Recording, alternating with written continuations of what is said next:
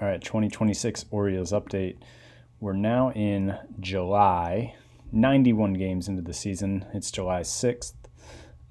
Orioles are 53 and 38, 5.5 games behind the Yankees, tied for the wild card with the Astros in the first two spots and having a 5.5 game lead on the Mariners. I want to do an update now because I'm starting to look at the trade deadline, and I'd like to make some of my trades sooner rather than later if I'm going to make deals to get more games out of the guys I'm going to be getting. So I figured I'd do a quick team update and then show what I'm looking at doing at the deadline. The team, we did just lose 4 in a row to the Astros, so we were in that first wild card spot by 4 games. We just got swept by them. That was a little disappointing, but overall things are going well. As you can see, 21 and 8 in May, 17 and 9 in June, and then July we've started 1 and 4 with that 4-game losing streak. Offense continues to be awesome. Second in runs scored, second in OPS. You can see the power has come along. We've climbed all the way to 5th in the AL with a lot of home runs this month. Base on balls, we're leading the league. Let's see here. Pitching and fielding still a bit of a problem. 11th in the league in earned run average, 10th in runs allowed. The starters' performance has performed a bit in terms of relative to the rest of the American League. 4.57 starters ERA, 7th in the league. Bullpen 13th, so one of the worst bullpens in the American League, which is something that I'll definitely need to address before the trade deadline, and really already have started to address. And first in strikeouts, 14th in home runs allowed. That's par for the course. Defense continues to be a bit of an issue with 12th in efficiency and 9th in zone rating. I won't dig too much into the weeds on that here in this episode because I'm going to get to trade stuff. But basically, it's some guys who generally are historically good fielders for me. And my scout thinks they're good, but they're just kind of underperforming this year, which is a bit of a bummer. And let's go ahead to the hitters. I'm going to show you first just a little bit of June because my last team update was late May and now I'm early July. So June captures most of the time since the last update. Runs created plus Rosario. Remember, I was thinking of demoting him in my last video because he was negative WAR through like 200 some plate appearances. Well, in June, he had a 214 runs created plus and just absolutely crushed the ball. Bannon came alive a bit. Carlson continues to be an MVP type guy. Mountcastle won Player of the Month. He had 13 home runs, 29 ribbies, and 19 runs scored and 4 doubles and a 165 runs created plus. Other than that, Trevor Larnach had a terrible month with a 33 runs created plus. Rutschman bounced back a bit. Bowser really struggled. Hall continues to do really well. Henderson and Albert are doing fine. And just a quick look at, oops, that's the wrong tab there, at how this looks now for the season. We've got Carlson with over 4 WAR, and then a bunch of guys who are solid.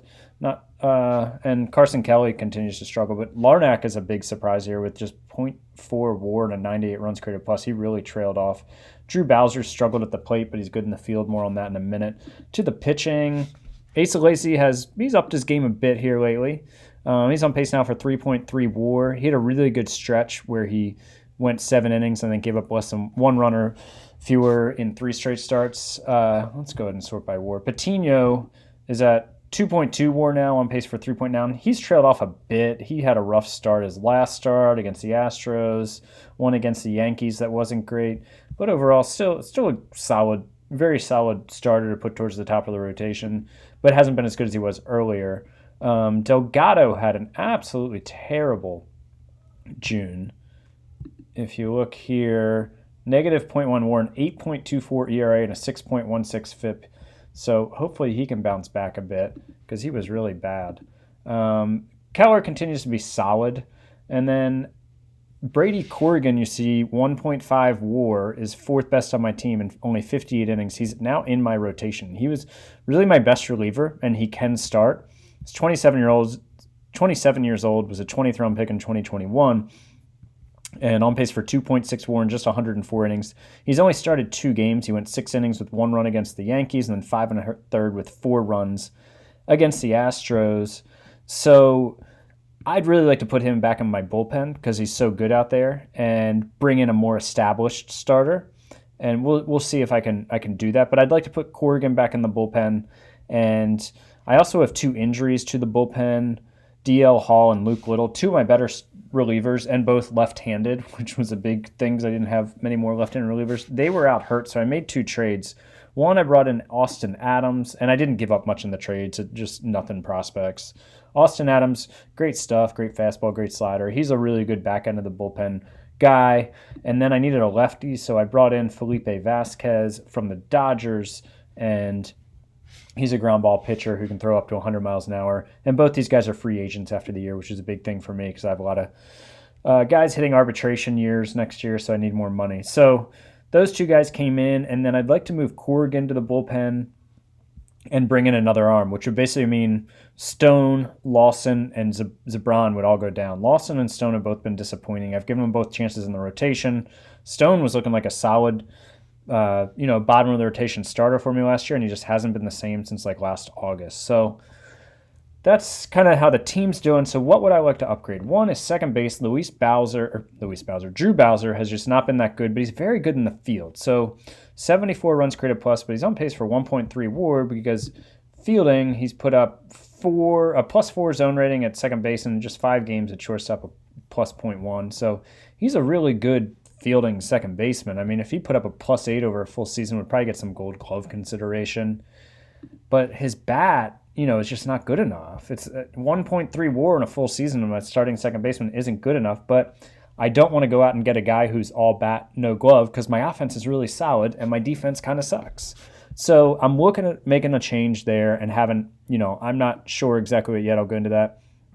And the other, I could do a couple things. I could pick up a second baseman and put Bowser as my backup infielder, or I could pick up a third baseman, shift Matan to second, and have Bowser as my backup infielder. Either way, Bannon's probably getting DFA'd, which isn't the end of the world. He had a really good June. He's good against lefties, but I think he would probably clear waivers, and I'd still have him in my system. And if not, that's not the end of the world.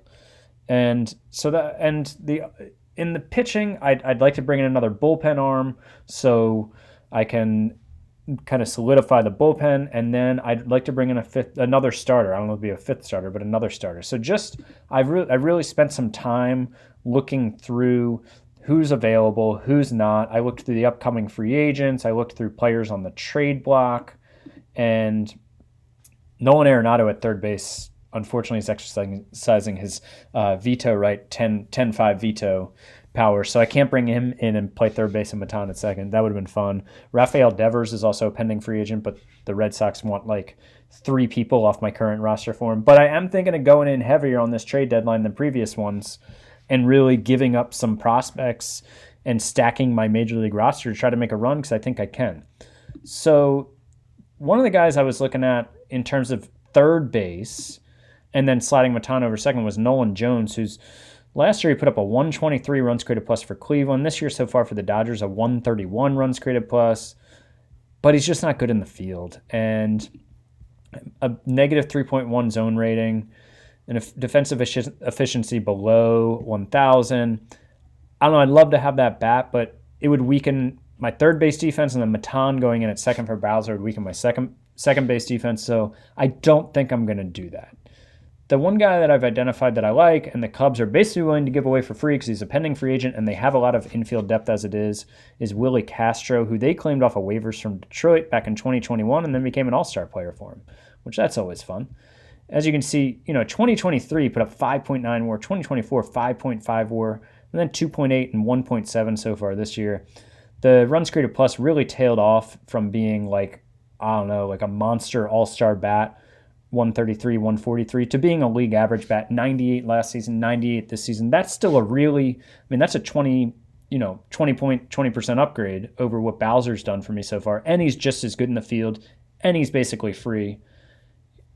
He's not a game changer like that's going to go into the middle of my lineup and like revolutionize my offense, but I don't need that. But just to get a solid bat at second base, a league average bat at second base that still fields well, I think would really be big.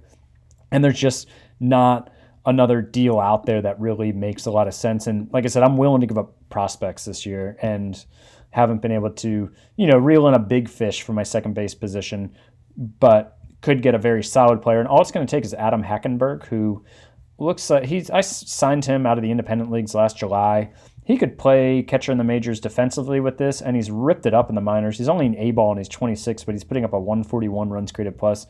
Eye and discipline are concerning, but he's a leader, and he's probably totally adequate as a backup catcher in the majors if somebody wanted him. I don't have those plans for him, but that's what it would take to get Castro.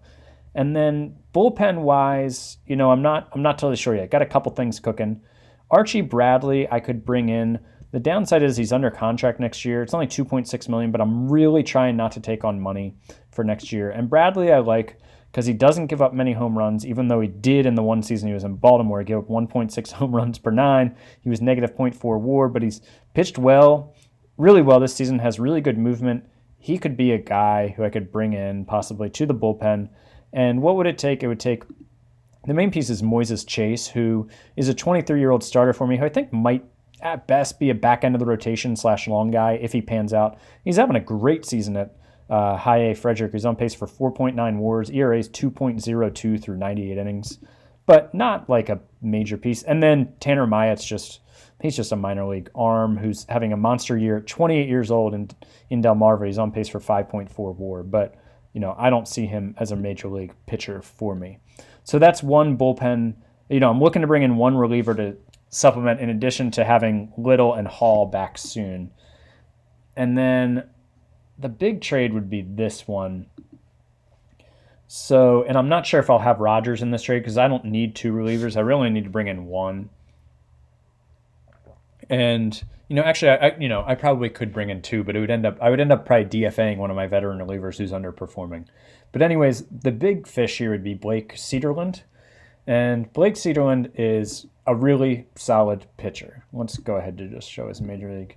And I actually looked at bringing him in the offseason, but 2.7, 4.3, 3.2 WAR. But then this season has thrown just an inning and 2/3 and got bombed, and he left the game. This was his first start of the season back in March, and he left the game with a strained forearm and missed 3 months. He made 2 rehab starts, and the Pirates just called him back up. He's a free agent after the year. He's got great movement. He's got a great sinker, a great slider. He keeps the ball in the yard. And I need that in Camden Yards. So he's really attractive. I mean, if he hadn't been hurt and he'd been having another great season, this deal would be a no-brainer. It's a bit of a risk coming off the arm injury, and he's hardly thrown any innings this year. I might give him a couple starts to see what happens. But, it would cost me a decent amount, not a top prospect, but some pieces that matter. Luke Polite, he is a 23-year-old starter. He's my number 2 starter in Norfolk, and he's put up 1.6 WAR with a 3.54 ERA so far this year. And, really good pitches. 2 excellent pitches, 2 very good pitches, great stuff, but his movement is only at 35, and he's a fly ball pitcher, as I've said before.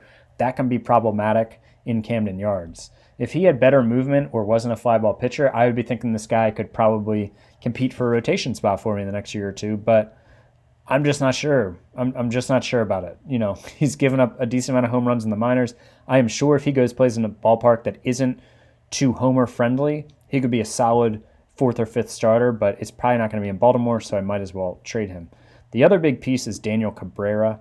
Cabrera's 27. It's his last option year, so he has to make the Major League roster next year. And really, he's just been a victim of my awesome outfield depth. Because look, last year in Norfolk, he put up a 119 runs created plus. This year in Norfolk, he has put up a 164 runs created plus in 275 plate appearances. And he's gotten some limited playing time for me. Yeah, he's had 110 plate appearances in the majors with a 116 runs created plus. He's probably a solid starter, but I just don't have room for him right now. I could make room for him, probably put him on the roster and be pretty good. And then, so Ramirez is a nothing. Sincere Smith is a nothing prospect. Marmelo is a guy who a lot of teams like, who's having a very good year at the age of 22 in Frederick. He's got a 116 runs created plus, on pace for 2.8 WAR. He can play left field, and I don't know. Other teams are very interested in him. My scout has always liked him, but he's kind of tailed off. My scout thought he was maybe a league average prospect, and then he dropped all the way to the 30, and now he's building his stock back up this year. So is he do the Pirates want him because this guy's starting to regain some of his potential? Maybe, but I'll give him up in a trade this big if I decide that Cedarland is who I want. I'd rather not give up Cabrera, but if I take Cabrera out of this, they said they'll think about it, and I'll say, all right, well, who do I need to give you? And it's all really good players. I don't want to give up Maldonado, one of my top prospects. All these other guys are major league players. I could always decide that I have more faith in Daniel Cabrera than Colin Hall, right? And deal Hall, even though he's been very productive on the major league roster for me, because I do think Cabrera is going to go somewhere and I think he's going to be a really solid major league outfielder. Bercierta has just been too good against lefties for me this year. So I don't know, it's a heavy price to pay, but we'll see. We'll see. If I take Rogers out of it and, just take his salary off and do that, and then, they say it might be enough, but I'm pretty sure I checked this and I think it's pretty similar. Yeah, they still want pretty similar list of dudes that they are interested in. I always could offer Rylan Bannon here. That's actually could be interesting since I might be DFAing him. So anyways, even though he's been really good against righties for me or lefties for me, and I need more of that on my team. But so I'm kind of fiddling around with this deal. We'll see what I choose to do. But that's where the team stands. We're 5.5 games behind the Yankees, but pretty comfortably in a wild card spot, and looking to load up for the stretch run here, maybe catch the Yankees, even though we were just 2 games behind them before we got swept by the Astros. But that's all for now. I'll update after the trade deadline with how the team is and what trades I made.